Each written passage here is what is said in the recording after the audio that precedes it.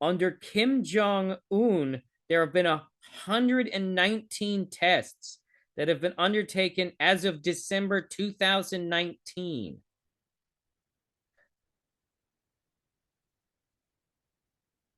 What the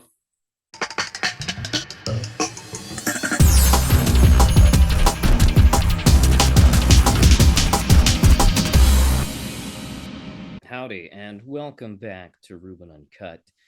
It's a great day in America. Because as of this recording, Donald Trump was just declared guilty of 34 felony counts. Now, to be fair, this is not really the crimes I was super excited about him being prosecuted for. That would be the documents at Mar-a-Lago, which he clearly was doing. He should definitely go to jail for that shit. But to celebrate, I'm going to be reacting to Tim Pool's interview with Donald Trump. Should be fun. And by fun, I mean it's probably painful. Can't wait to... I'm not going to watch the whole episode of Tim's podcast because Donald Trump is apparently only in like 17 minutes of it, which is all I need. I don't need whoever the hell else he's talking to. It's Tim Pool. He's not that exciting. But I will say that this is a strangely great day for the American legal system. We got him, guys. We got him. Not me, but a jury. By the way, it's significantly harder to rig a jury-based thing than a judge-based thing. Ultimately, he was found guilty by a jury. Yeah, I mean, that's not going to stop anyone on his side from spinning it into a bunch of ridiculous conspiracy theories, which they will present zero evidence for. By the way, the stronger your claim, the more evidence you need for it to be taken seriously. If there's one thing I learned from January 6th, it is this. Society is too important to throw away for something that's unsubstantiated. And Trump's claims are unsubstantiated. All right. Let's not waste any more time. Let's get into this. Now, as you may know, I'm no fan of Tim Pool. People keep telling me that I'm misunderstanding, but he's not really right-wing. Well, I'd like to hear what his left-wing opinions are. I have yet... it's warm in here. I have yet to actually hear him make any left-leaning statements. I would love for him to make some. I'd actually like to know what he believes in. So yeah, let's get right into this.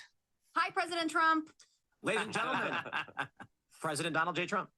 She was just acting like they were in the same place, but it's clear that this is a separate set.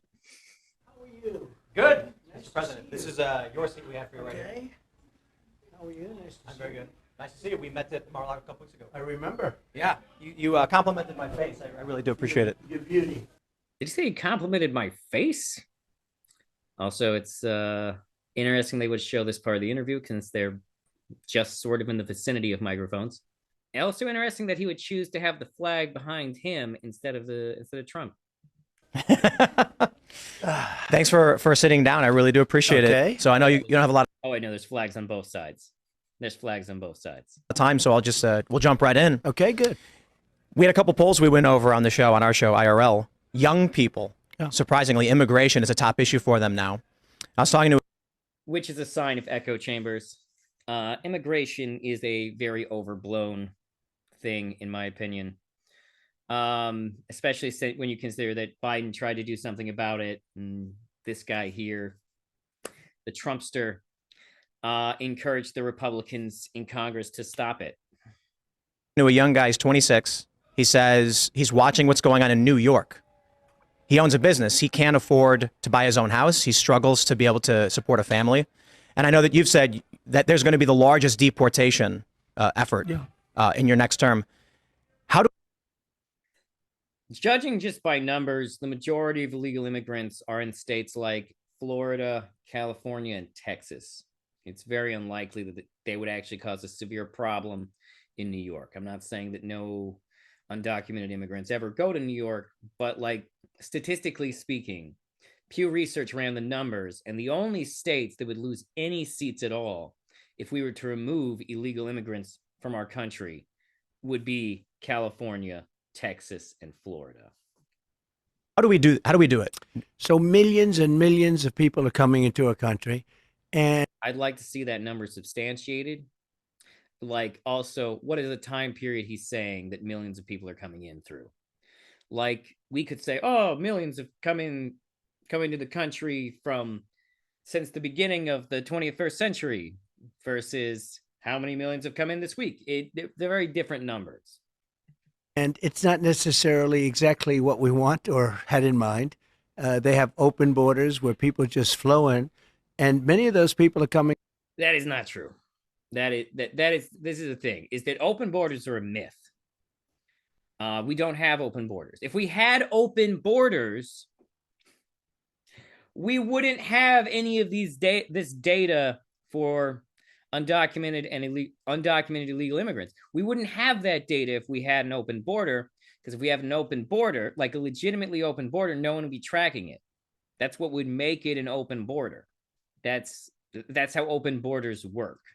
Coming from prisons. Many of those people, frankly, are I mean, you can't prove that. That's a very bold generalization. murderers and they're drug dealers, and they're coming from.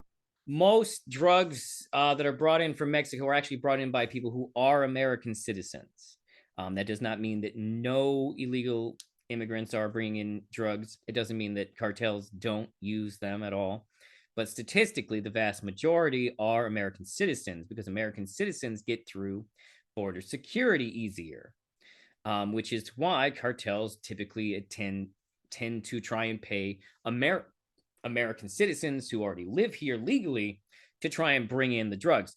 Clint Eastwood actually has a movie about this, which I haven't seen, so I don't know what its overall take on it is. From mental institutions, and they're coming from places that are not going to work very well. It's not going to be very good for our country. Did you know America was founded on similar people being brought here or sent here from England? You see, England used to straight up banish people to the U.S. and Australian colonies. The thing is, though, is that Trump here is being disingenuous. He wants you to think of illegal immigrants as inherently dangerous. However, the numbers for crimes committed by illegal immigrants indicate that they are not dangerous. In fact, they are literally only illegal in the sense that they cross the border without our permission, which is, for the vast majority of undocumented immigrants, the only crime they commit. So we're going to start with that, and we have to get them out. No country can sustain what we're going through. I believe. How much of your tax dollars do you want to spend on this, by the way? Just saying. I believe the number is 15, 16 million, could even be 17 million people right now. He's just making up numbers right now. Let's find out. Let's find out. Is That's more than almost. That's bigger than almost all of our states. I think it's freaking out young people. Young people that dumb? I don't know. See, okay, so this is interesting. According to Homeland Security, Mexicans make up 54% of the population of the undocumented population. However, it doesn't really look like, according to Pew Research, the number of unauthorized immigrants in the U.S. remains mostly stable from 2017 to 2021. Looks like we have actually had a drop in the population of illegal immigrants from somewhat looks like about 2006. The numbers went down steadily until, let's see here, they only started to go back. Okay, the population actually dropped to 10.2 million in 2019, and then only started to go up after that. And even then, it's only reached 10.5 million in 2021. Now, this data is a little old, but as you can see, the population actually starts to go down both under, actually, this would, the population significantly decreased by over 1 million during the Obama administration. You see how that doesn't line up with the Republican narrative? The most common country of birth for unauthorized immigrants is Mexico. However, the population of unauthorized immigrants from Mexico dropped by 900,000 from 2017 to 2021 to 4.1 million. There were increases in unauthorized immigrants from nearly every other region of the world, including Central America, the Caribbean, South America, Asia, Europe, and Sub-Saharan Africa. Among U.S. states, only Florida and Washington saw increases to their unauthorized immigrant population, while California and Nevada saw decreases. In all other states, unauthorized immigrant populations were unchanged. 4.6% of U.S. workers in 2021 were unauthorized immigrants, virtually identical to the share in 2017. Unauthorized immigrants were 22% of the U.S. foreign-born population in 2021. Do we have any more recent numbers? This is the most recent article, but it is all data is not most recent. All right. Well, let's get back to America's favorite orange criminal. Do we? How do we do it though? I mean, is it going to be new personnel? Do we? It will really be done with local police. You know, the respect has been taken away. The honor has been taken away from our police forces. They're not allowed to do anything. What is And this whether it's camera? libertarian, What is this fucking camera, Tim? You got former President Donald Trump here, and this is what your camera's doing? You get Paul Greengrass to direct this shit? or not libertarian, people have to have law and order. You can't have 500 people walking into a department store and just walking out with everything they have. 500 people, really? See, like, I think he makes his numbers up. And we have to give honor and respect back, and I believe immunity, because so I often know, when we just looked at the numbers, by the way. His numbers are wildly overestimating this stuff. A police person does their job, they end up with no pension, they end up with no house, they end up with no family. Everything's taken away from them. They have to get their own lawyer. So Where are police losing their pensions? Remember the Ohio Police and Fire Pension Fund. Once you reach a certain age and obtain sufficient. I don't know. In my state, they still have a pension. I don't know where he says they're losing pensions. Unless, of course, he's talking about police officers who have been convicted of a crime. we're going to give them back their dignity and their strength. The local police know the criminals that we're talking about. They know their first name, their middle name, and their last name. They know everything about them. What are you basing that on? And we're going to have to let them do that. And they will. Do our police really have that dystopian of a knowledge of what's going on? Bring them in. We have no choice. And these are, in many cases, and this is from all over the world, not just South America, which is big enough, but they're coming That's the first thing he said that is technically accurate. in from the Congo. They're coming in from all parts of Africa. They're coming in from all parts of So he doesn't really know which parts. He's a little unclear on the African numbers. Asia, and it's an invasion into our country. And no country. No, it's not an invasion. This cannot be defined as an invasion. Invasion implies orchestration with the intent to overtake a country. That is not typically why immigrants come to a country. It's just not. Country can handle this. So we're going to have them taken out. Local police, we're going to work very closely with the local police, and it's been done before. We had Dwight Eisenhower, believe The boot of the state. it or not, did the biggest deportation. He pretty much stopped it. Strange that we mentioned Eisenhower. President who deported the most illegal immigrants. Between 2009 and 2015, his administration, Barack Obama's administration, removed more than 2.5 million people through immigration orders, which doesn't include the number of people who self-deported or were turned away or returned to their homes of country at the border. Okay, let's check this. How many illegal immigrants did Eisenhower deport? Okay, so this is not a statement the president made, but Hoover, who was president from 1929 to 1933, never issued any official documents ordering the deportation of illegal immigrants, according to Matthew T. Schaefer, archivist at the Hoover Presidential Library, West Branch, Iowa. Marion Smith of the USCIS Office for the Historian couldn't find any evidence of that either, according to factcheck.org. But during that time, there was a repatriation campaign in which illegals were returned to their country of origin, mostly Mexico. Kevin Johnson, an immigration specialist who is dean of the University of California, Davis School of Law, put the number returned to Mexico at 1 million.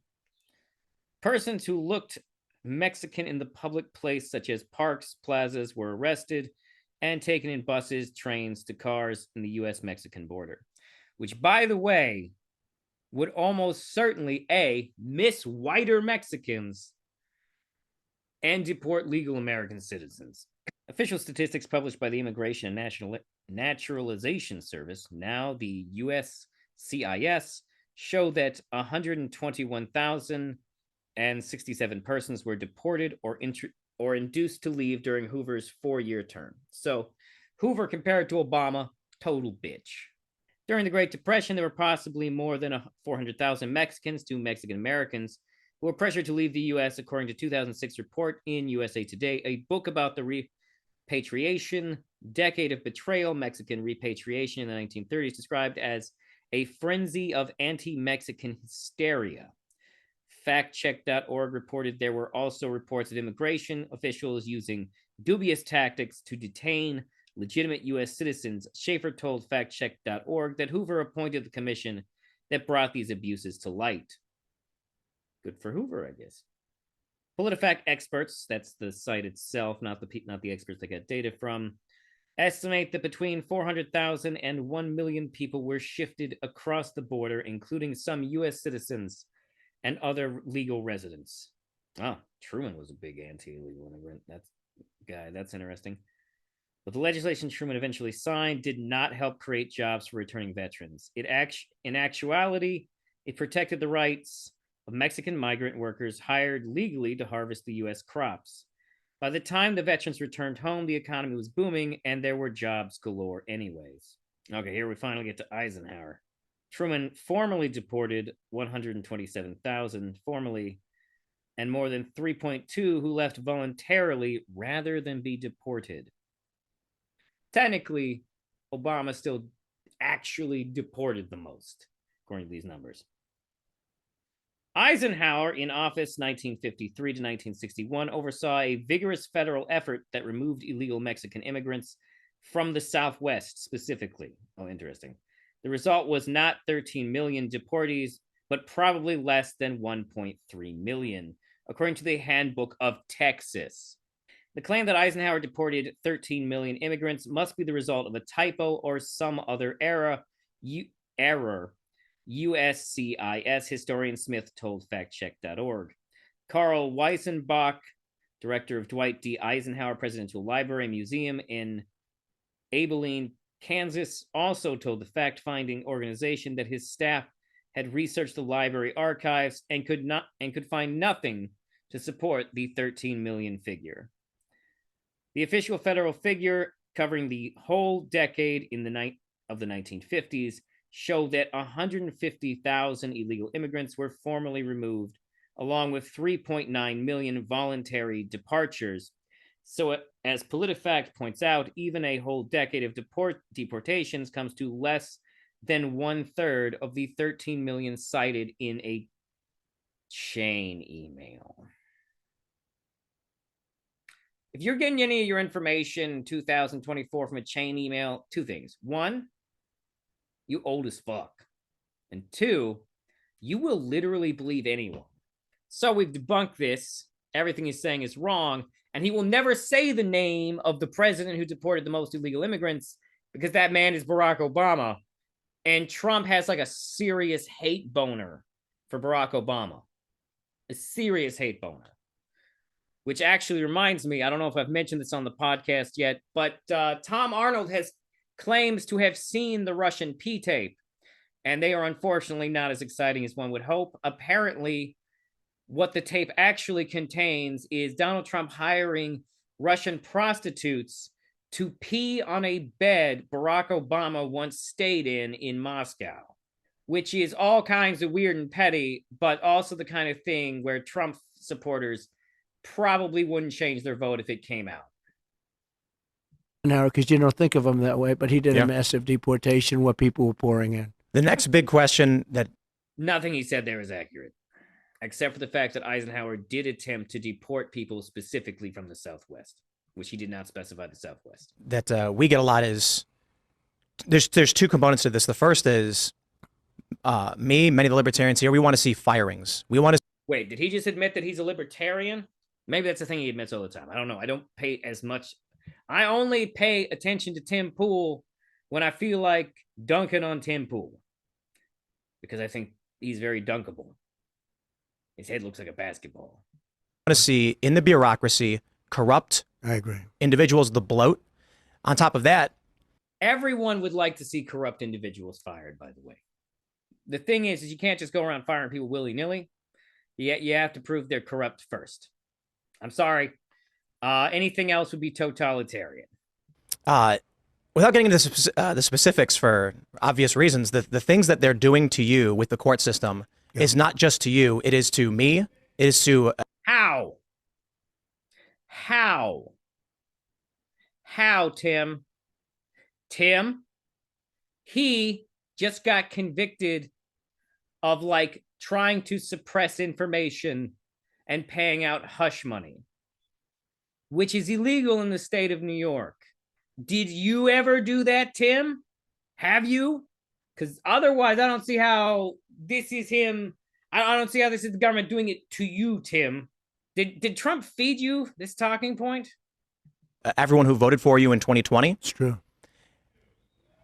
Are we going to get some good personnel in as Attorney General, Deputy Attorney General, and in the CIA? I just want to remind everyone that Trump had the most trouble keeping people as Attorney General. Like, people were dropping like flies from that position. And see some prosecutions? So we had some great people because our trade number. Wait, hold on. Take that back. Many of the libertarians here, we want to see firings. We want to see in the bureaucracy corrupt I agree. individuals, the bloat. On top of that, without getting into the specifics for obvious reasons, the things that they're doing to you with the court system is not just to you. It is to me. It is to everyone who voted for you in 2020. It's true. Are we going to get some good personnel in as Attorney General, Deputy Attorney General, and in the CIA? Right. And see some prosecutions? So we had some great people because. So literally, Tim Pool wants to be able to do what he claims the state is doing to Trump to other politicians.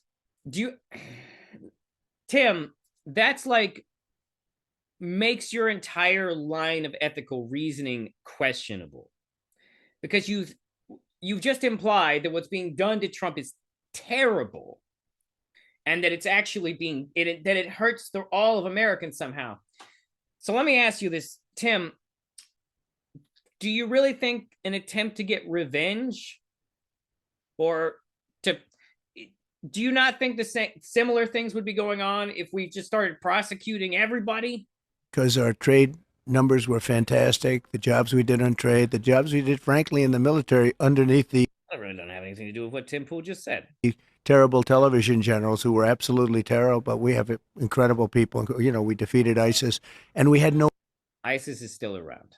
They did kick their ass a bit, but ISIS still exists. New wars because they were concerned with us. I had no wars at all. I finished. That's not true. He continued several wars.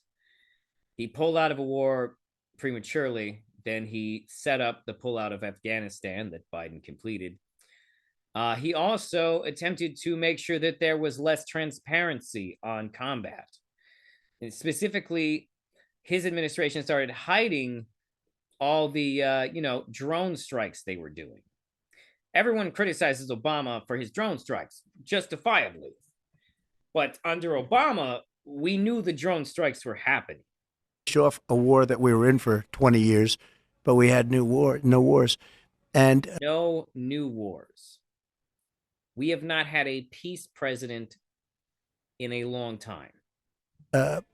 We have to get the right people. It's all about the people. So when I first came here, I was only in Washington 17 times in my life. All of a sudden, I'm president, and I really knew. That's really a ringing endorsement there, Mr. Trump.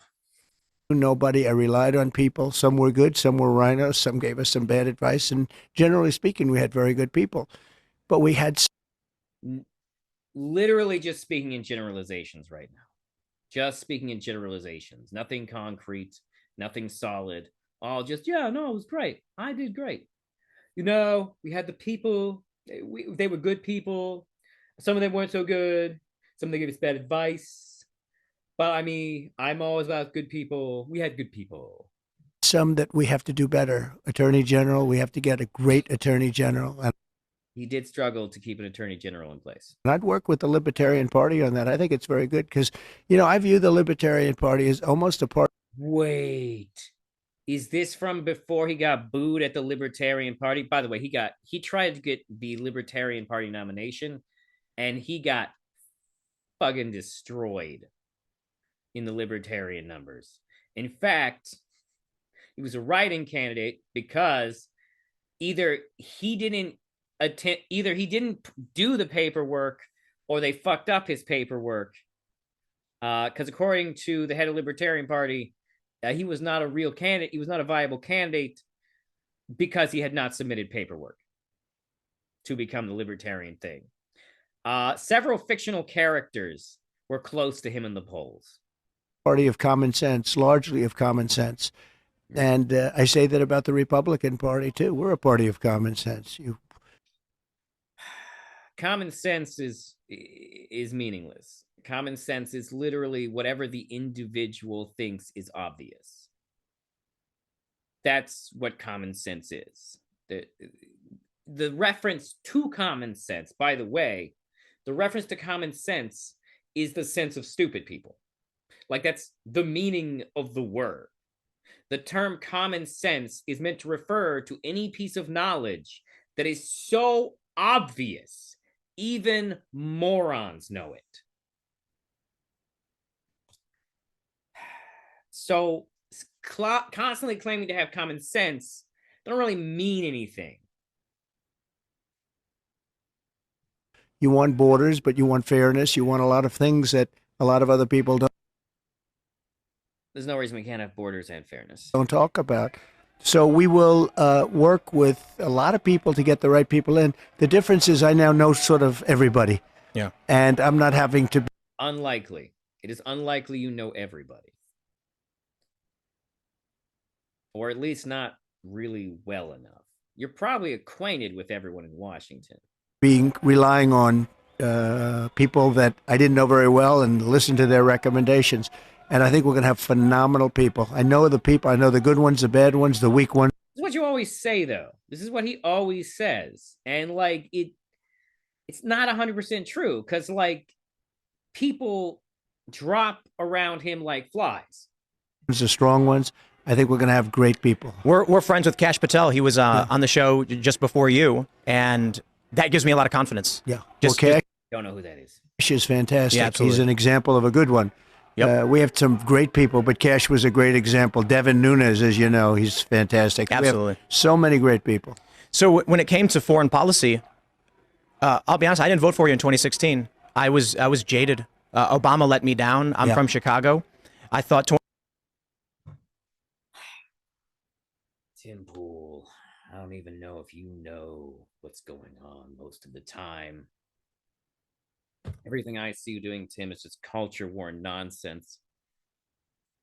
2016 was silly. And then in 2020, with the timeline for getting out of Afghanistan, Right. when you tried to get our troops out of Syria, my question is, why are we in Syria? Who even knew? Yeah. And they lied to you, and they lied to us about the number of troops in there.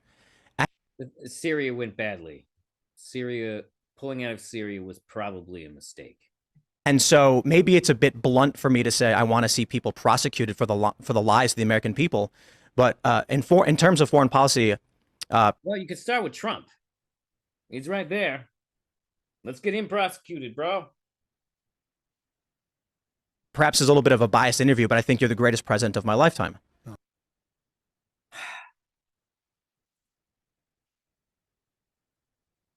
Oh my God. No wonder this interview is happening. He basically just here to give Trump the old gok 3000 or whatever the kids are calling it when you suck someone's dick really hard. I appreciate it. And ending the wars that we should not have been involved in. Now the fear is World War III. Yeah. What are you looking at when you enter your next term to I actually want to hear what he has to say about this. stopping the escalation? Well, first of all, I'm the only one that is going to stop World War III because this man can't. It's a big promise. It's a big promise. I don't know how you could possibly promise that. That implies that you will do something that will make sure that even countries that you can't control also don't escalate, which when you consider that the big countries involved are Russia, Iran, Israel, Palestine, the various Arab countries around Israel. I don't know how you can promise that you're going to de-escalate. I mean, I fully am willing to believe that he might try. Put two sentences together. He doesn't know what he's doing, doesn't know where he is. And amazingly, it seems like he's going to be running. You know, it's a lot of people say, do you think he'll make it to the starting gate? Well, we'll see what happens. Lifetime. I appreciate it. And ending the wars that we should not have been involved in. Now the fear is World War III. Yeah. What are you looking at when you enter your next term to stopping the escalation? Well, first of all, I'm the only one that is going to stop World War III because this man can't put two sentences together. He doesn't know what he's doing, doesn't know where he is. And amazingly, it seems like he's going to be running. You know, it's a lot of people say, do you think he'll make it to the starting gate? Well, we'll see what. All right. So did you notice how he deflected after making that bold promise? Instead of saying that how he would prevent World War III, he was just like, well, you know, Joe Biden can't put two sentences together. Obviously, he can't do it. Like, that's just a deflection. That's not a real answer. What happens. But if you look at Viktor Orban, because we don't want to see wars. Whoa. When you look at Viktor Orban, dude, fuck Viktor Orban. Viktor Orban is a goddamn totalitarian dictator who actively spreads anti-Semitic propaganda and oh my God, what the fuck? I don't want to see wars. I was in no wars other than we finished a war with ISIS and we completed it 100% complete. But I don't want to. Once again, he was involved in multiple wars. The fact that he pulled out of Syria is evidence that he was involved in more wars. The fact that he pulled out of 2 wars is evidence that he was in more than one war, not including proxy wars, which he continued to fight. See wars. I think it's so horrible, so unnecessary, so costly in terms of lives and money in that order, and destroying these countries. You know, you're destroying culture. When you look at Ukraine, that would have never happened if I were president.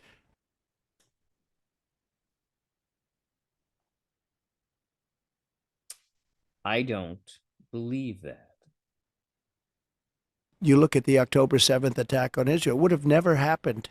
Why are The October 7th attack probably was not helped by your attempts at ending the Israel-Palestine conflict. Jared Kushner's offer probably only offended Palestine. In fact, you moving the embassy to Jerusalem may even have encouraged them to feel like they were not being noticed, which is what they said, was that they felt like they did what they did because, well, according to them, a bunch of fascist terrorists, that they did it because they wanted to make sure they felt that people were forgetting about the Palestinian suffering, which honestly probably wasn't helped by you moving that place to Jerusalem. So I sincerely doubt October 7th wouldn't have happened under you. I look at your policies, I see secure the borders, bring jobs back. I look at the Democrats and those are not policies.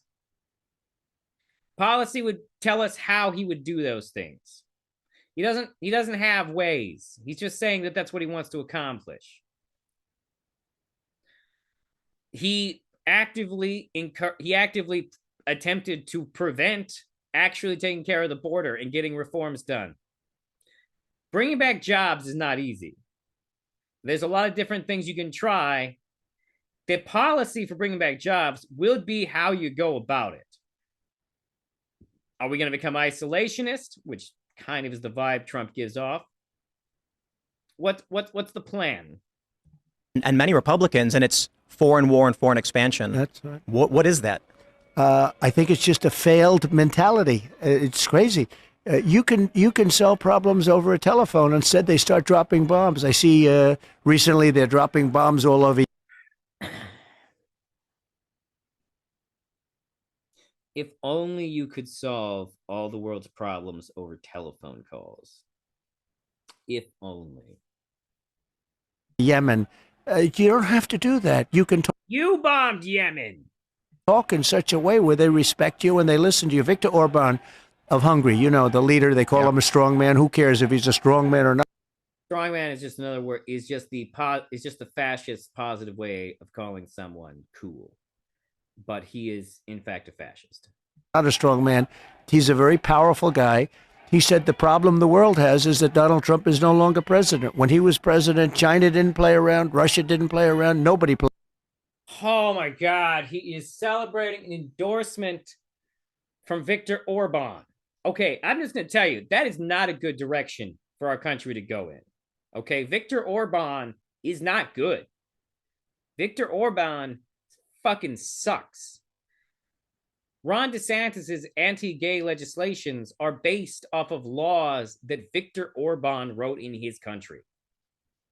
Played around, and we had no problems. Today, the whole world is on fire. I heard that funny. There's a conversation from a phone call where you said that there was they maybe thought there was a 5% chance you'd nuke them, and so that kept them in line. It's kind of scary to think about, but you take a look at the weakness we have now with Ukraine and the money that we are wasting. You know, I'll bring it back to the economy. This most of that money is actually spent in America because we send Ukraine weapons we've already made. Just so you know. This young guy I was talking to about immigration. Actually, I'll put it this way: there's a viral video where a young man screaming that we're sending hundreds of billions to a country no one's ever heard of. We're sending weapons to a country that you should have heard of. Ukraine's not an unknown country. Is our American education system really that failing that people don't know what Ukraine is? And young people are hurting in this country. Do you see any direct economic policy that is on your list for 2025? Direct economic, but also direct in terms of warfare. We're spending hundreds of billions of dollars all around the world. But when you look at Ukraine, we're giving all of this money.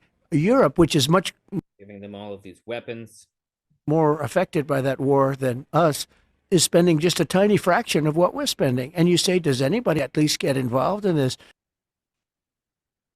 Because they have a fraction of the military budget.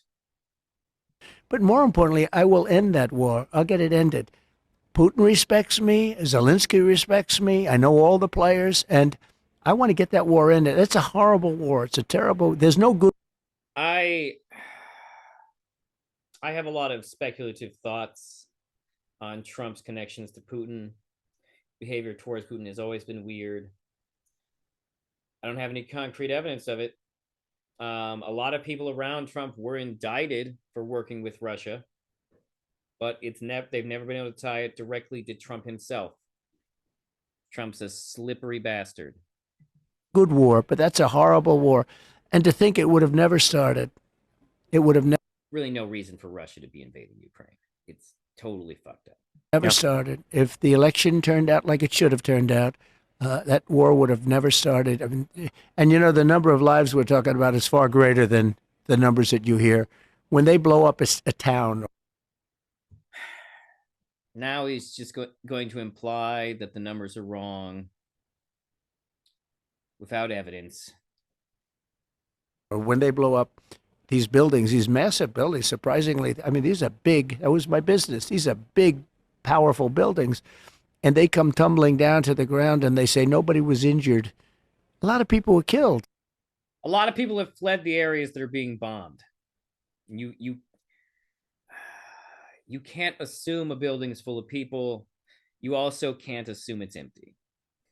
Yeah. And the numbers are a lot different than you think. When you will see that happening. When those numbers really get announced, you're going to see it's much worse than people think. Here at the Libertarian You have those numbers, Trump? Do you have numbers to back up those claims? Party National Convention, they had one of their, I believe one of their presidential nominees said he wants to see Fauci, the heads of Moderna, Pfizer, Biden, and you locked up for what happened during COVID. I don't agree with them, but there is a big sentiment. Elon Musk tweeted, prosecute Fauci. It is worth noting that anything that happened with the with the vaccine was under Trump. So if the vaccine truly is evil, then Trump truly was connected to it. Fauci lied to Congress about the gain of function research that was going on, and now we have testimony. Well, that I'm the one that stopped the funding, and this was funding from before me. I'm the one that stopped the funding. Fauci wasn't a big player in my I know there's something wrong with this, the way they're framing it, but I can't remember what it is. administration like he was after I left. I mean, Biden made him the king of everything. And if you take a look at that, Fauci was not the big player Biden did not make Fauci king of everything. I don't even know what that means. with me that he was. And in fact, I did things that he didn't want to do. He wanted to keep it open to China. I said, you got to close it to China because it was all coming out of China. It was coming out of Wuhan, which I said right at the beginning. But the other thing is, and what people don't realize, I believe in federalism. I gave the power. Just so you know, federalism is when the federal government has the most power versus the state. So either he doesn't know what federalism is, or he's been a big government guy this whole time. Power to governors. Some governors did a great job. In all cases, That is literally statism. Giving the power to the governors is literally statism. That's not federalism. That's statism. What the fuck? were Republicans, and some, like in South Carolina, Henry McMaster, kept everything open. Others didn't. The Democrats did a bad job, very bad job. But basically, I gave that power over the states. I gave it to the governor. I gave it back to the states. And I think it's something which, when people realize that, it's something that they respect. Will there be accountability for the lying to Congress when you get to appoint your new AG, deputy AG? Yeah, and we'll take a look at statute of limitations because, the statute of limitations are quite long. And we're going to be looking at that very soon. Not true. Some statutes of limitations are very short. The reason that Donald Trump could be successfully sued for sexual assault recently was because New York got rid of their previous statute of limitations on sexual assault, which used to be only 5 years. Seriously, yeah. I got one big question for you. So part of my family comes from Korea. Good. And you did what I Once again, I would like to apologize to Tim Pool. I'm sorry. I genuinely thought you were white. think is one of the most tremendous things. You crossed the demilitarized zone into North Korea with no security as a sign of goodwill and peace with the hostile nation. And I've had people tell me it never happened. So It happened. It just didn't do anything. Like nothing changed. Like literally nothing changed. Kim Jong-un continues to test weapons. I think people need to know about it. I'm wondering if you can just tell me how did that happen? How did it come to be? And it hasn't happened since. Yeah. And when I met with, with the handoff, you sort of meet with the previous president for a period of time. The meeting lasted for quite a while. With President Obama, you sit in the Oval Office and you talk, and the press is outside, and you talk for a little while. He said the single greatest threat we have is North Korea. And I said, have you called them? Have you tried to talk to them? Little things like that. I don't know if I believe this story. For starters, I don't understand how North Korea could possibly be a bigger threat than any of the other countries that threaten America. Like, I don't know if you know this, but North Korea is not really good at things. They had to get good at hacking because they weren't good at anything else. And didn't matter what the answer was. He felt that was the single biggest threat in the world was North. Wait, did he just say it doesn't matter what the answer Obama gave him to that question was? Now it makes it sound like he had, and you're just not telling the truth about it. Korea. And as you know, there was certain hostility when I first started, and all of a sudden it boiled down to something that was very beautiful, the way it happened. And I got along with him very well. And I will say that if Hillary won that race, you would have had a nuclear war and millions of people would have been. No, we wouldn't have, because their technology is not good enough to have done that in that span of time. They continue to test ballistic missiles. They have yet to make a missile that can reach America. Been killed. And you weren't even close to that. It never happened. It was never going to happen. I got along great with him. and it just never was going to happen. Were you at all scared in any Nothing has changed. They continue to test weapons. way when you crossed into an enemy country? Well, I wouldn't say that Secret Service was thrilled. And in those blue buildings, there were lots of people in those buildings that I looked at. You know, the two blue buildings Oh, on yeah. each side Yep. with the windows. And I looked in those windows, and there were a lot of things happening in those. Someday I'll tell you about it. But no, I felt very safe. I felt my relationship with him, as you know, was very hostile. Little Rocket Man and all Yeah. that. But then all of a sudden it morphed. He respected me. I respected him. And we ended up, once we got to know each other, we ended up very good. A very smart guy, very strong guy. He's the absolute leader of that country. You know, for those Yeah, because they lead with an iron fist and they think he's a god. that think he's not, they're wrong. And I got to know him very well. I even did a press conference. He never did a press conference before. I said, would you like to do a press conference? And we did a press conference, if you remember. And then he said, that's the end of the press conference. And boom, everybody was pretty radically. Don't you think that means something, Trump, that he never does a press conference? I don't know if that's true, but if that is true, like that should tell you something about his leadership style and how authoritarian it is. thrown out. But it was a press conference, the only press conference he's ever done. I got along with him How do you not see that as a huge red flag, Trump? How do you not see that as a huge red flag? great. We had no nuclear war. You would have had a nuclear war guaranteed. It would not be guaranteed because they're still developing the weaponry. So there would not have been a war in this time frame. It just wouldn't have happened. Oh my God. They continue to test nuclear ballistic missiles. And you won't if, look, if Okay, I gotta know. When did North Korea have its most recent weapons test? As of the 20th of March, North Korea has carried, as of the 20th of March, 2020, North Korea has carried out 147 strategic missiles since its first test in 1984. 147 tests of strategic missiles since its first such test in 1985. I'm sorry, 84. 15 were carried out under the rule of Kim Il Sung, 16 under Kim Jong Il, and under Kim Jong Un, there have been 119 tests that have been undertaken as of December 2019.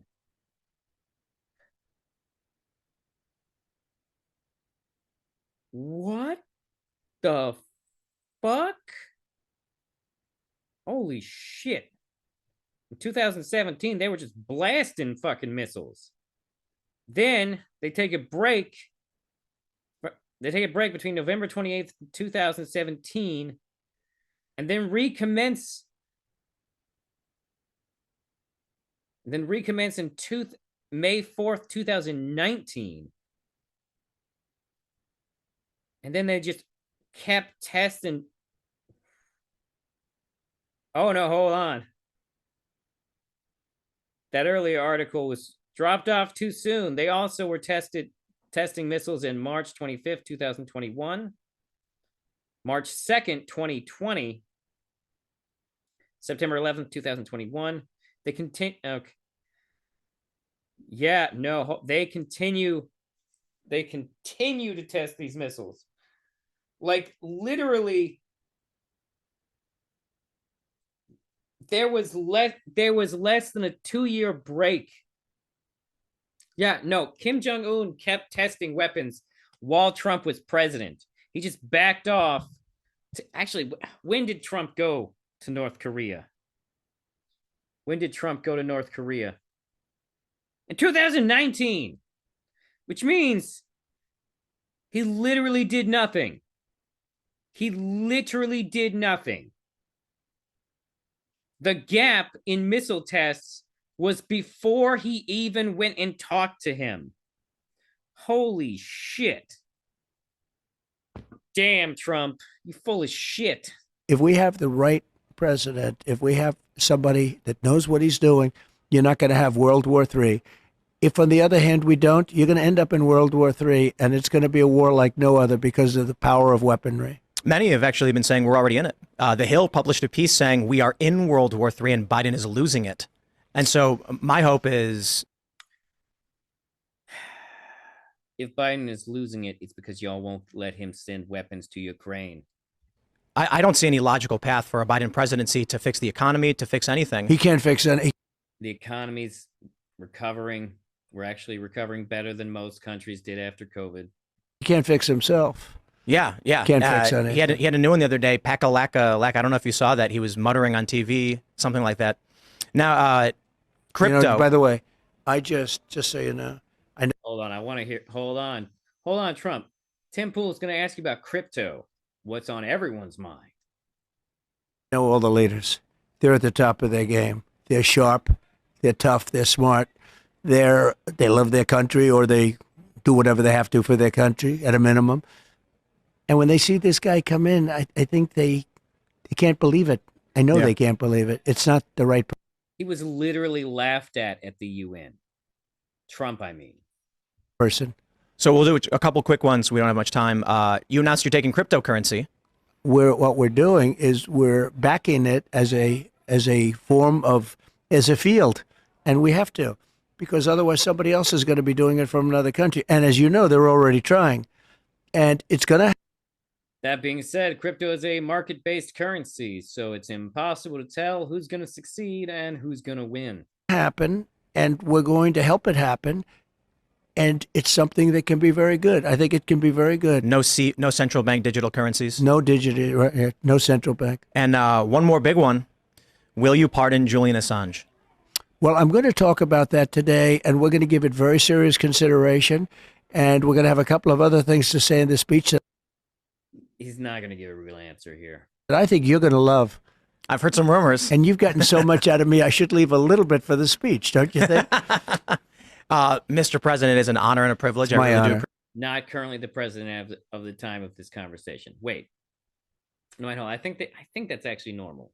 Do we continue to call presidents Mr. President even after they're not president? Maybe I'm overreacting to that one. Appreciate you sitting And down you're with very me. respected, I have to say, when I did a little I do not respect Tim Pool. research. Yeah. And some of my guys said, and I've met you before, but Yeah. they said just a very respected guy. It's my honor.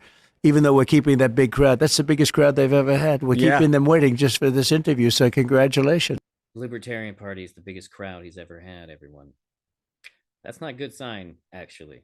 Thank you so much. Shall we? Thank you, my friend. Thank you. Appreciate it very much. I really do appreciate it. Great. Thanks. forward to That you was winning. fun.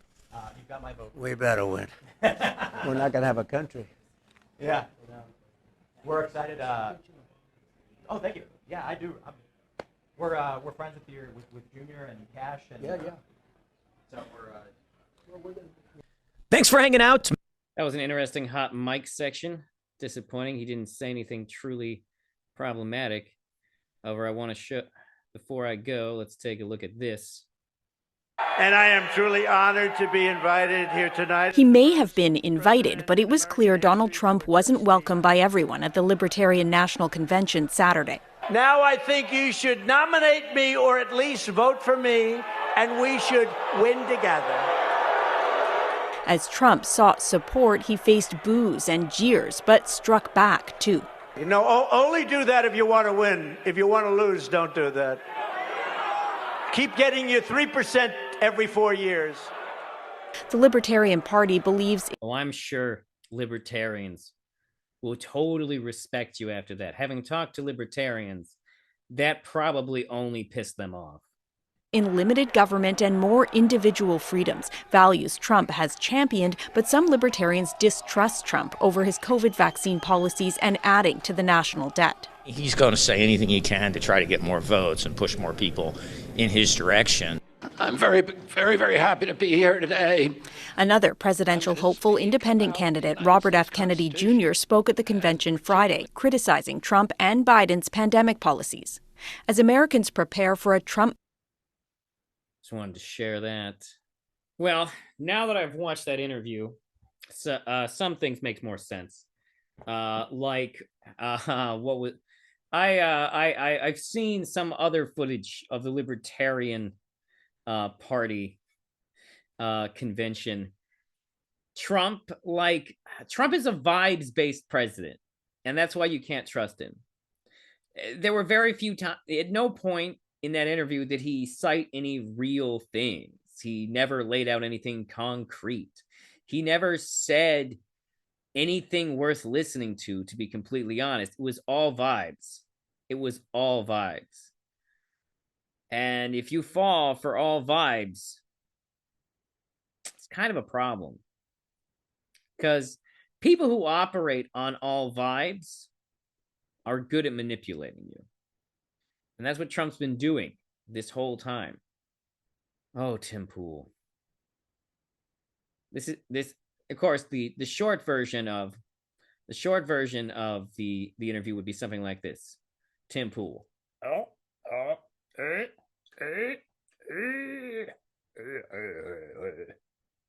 My beard hides my tongue, which is meant to be the. Oh wait, hold on. I'm sorry. That were not the metrics Stormy Daniels set for the penis. It'd be more like something like that. Because it sounds like Trump wouldn't hit the back of your throat. But anyways, thank you for joining me here, taking that in, because that was awful. Please like and subscribe on YouTube. Maybe ring that bell. If you would like, you may also contact me by emailing me at rubenuncut@gmail.com. Or, you can leave comments on the YouTube page. Let's see how many angry Tim Pool fans I can find in my comments this time. You can also enjoy this podcast on Spotify or lots of other podcast distributors as well. Thank you for joining me. Have a wonderful whatever, wherever, whoever you are.